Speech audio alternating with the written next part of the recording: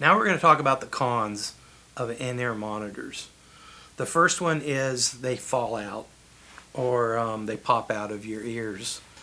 This can happen for a couple of reasons. Number one, you haven't ordered molded in-ears, which can get expensive, and I can see why when you're first getting into the world of IEMs, you don't want to go with a molded setup. So how do you get around them not popping out? So there's a couple of good things. Number one, make sure that you're wearing them correctly. And I'll get into this in probably part 3 or 4 of this series, how to properly wear your in-ear monitors.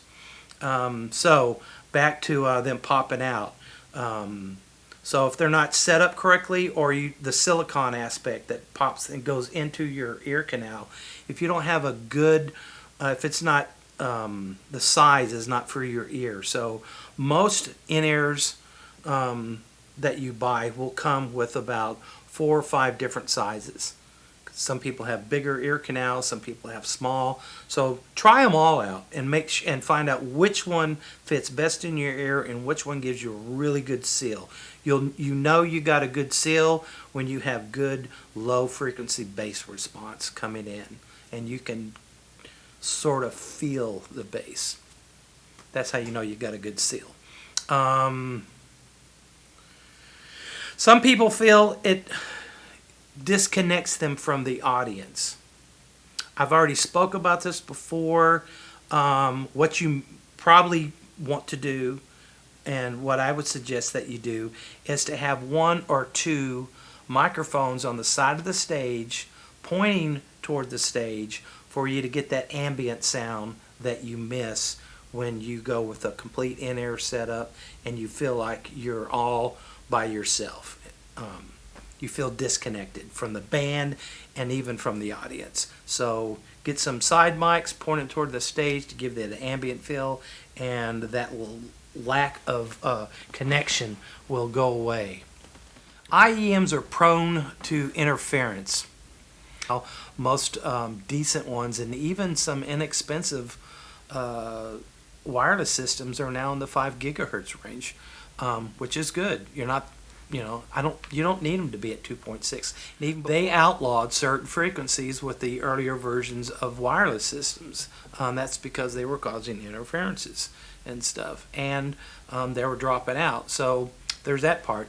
That's kind of an old con, so it's not much of a new one anymore. And that's really about the only cons that myself can think of.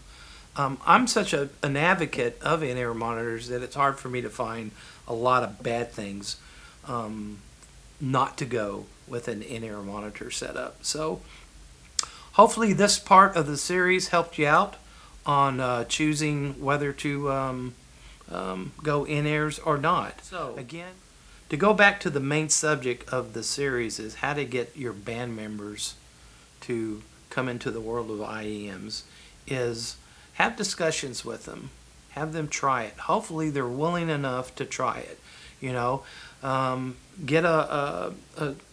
Give them your setup, and give them a set of headphones, cans. But most musicians always have a set of headphones.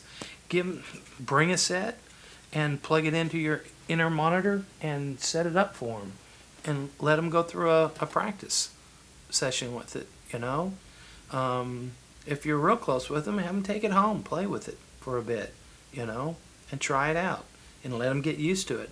The only way you're going to get used to in-ear monitors is to just do it, But the whole part of this series is, let's get started with baby steps, and let's not where we have to put a ton of money into our in-ear monitor setup.